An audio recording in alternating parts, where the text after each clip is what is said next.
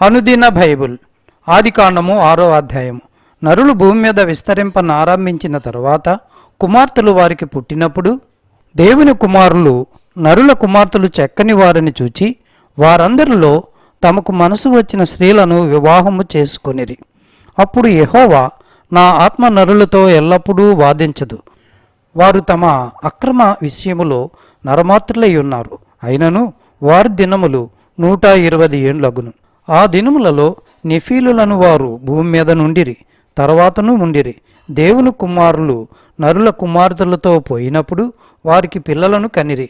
పూర్వకాలమందు పేరు పొందిన సూర్యులు వీరే. నరుల చెడుతనము భూమి మీద గొప్పదనియు వారి హృదయం యొక్క తలంపుల్లోని ఊహ అంతయు ఎల్లప్పుడూ కేవలము చెడ్డదనియు యెహోవా చూచి తాను భూమి మీద నరులను చేసినందుకు యెహోవా సంతాపము నుండి తన హృదయములో నొచ్చుకొనెను. అప్పుడు యెహోవా, నేను సృజించిన నరులతో కూడా జంతువులను, పురుగులను, ఆకాశ పక్ష్యాదులను భూమి మీద నుండకుండా తుడిచివేయదును. ఏలయనగా నేను వారిని సృష్టించినందుకు సంతాపము నొంది ఉన్నానెను. అయితే నోవాహు యెహోవా దృష్టియందు కృప నొందినవాడాయెను. నోవాహు వంశావళి ఇదే. నోవాహు నీతిపరుడును, తన తరములో నిందారహితున్నై ఉండెను. నోవాహు దేవునితో కూడా నడిచినవాడు. షేము, హాము, యాపే తన 3 కుమారులను నోవాహు కనెను. భూలోకము దేవుని సన్నిధిని చెడిపోయి ఉండెను. భూలోకము బలత్కారముతో నిండియుండెను. దేవుడు భూలోకమును చూచినప్పుడు అది చెడిపోయి ఉండెను. భూమి మీద సమస్త శరీరులు తమ మార్గమును చెరిపివేసుకొని ఉండిరి. దేవుడు నోవాహుతో, సమస్త శరీరుల మూలముగా భూమి బలత్కారముతో నిండియున్నది కనుక నా సన్నిధిని వారి అంతము వచ్చి ఉన్నది. ఇదిగో వారిని భూమితో కూడా నాశనము చేయుదును.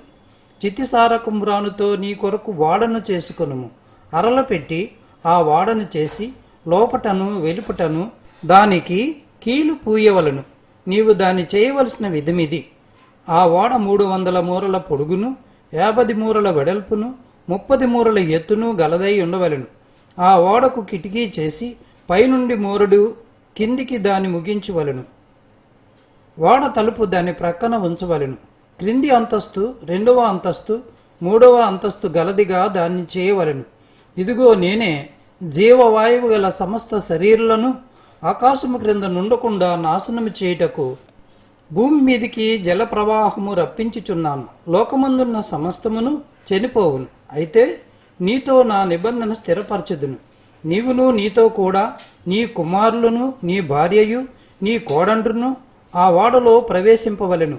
మరియు నీతో కూడా వాటిని బ్రతికించి ఎంచుకొనుటకు సమస్త జీవులలో, అనగా సమస్త శరీరుల యొక్క ప్రతి జాతిలోనివి 2 చొప్పున నీవు ఓడలోనికి తేవలెను.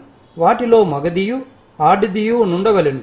నీవు వాటిని బ్రతికించి ఎంచుకొనుటకై వాటి జాతుల ప్రకారము పక్షులలోను, వాటి జాతుల ప్రకారము జంతువులలోను, వాటి జాతుల ప్రకారము నేలను ప్రాకు వాటన్నిటిలోనూ ప్రతి జాతిలో 2 చొప్పున నీ యొద్దకు అవి వచ్చును.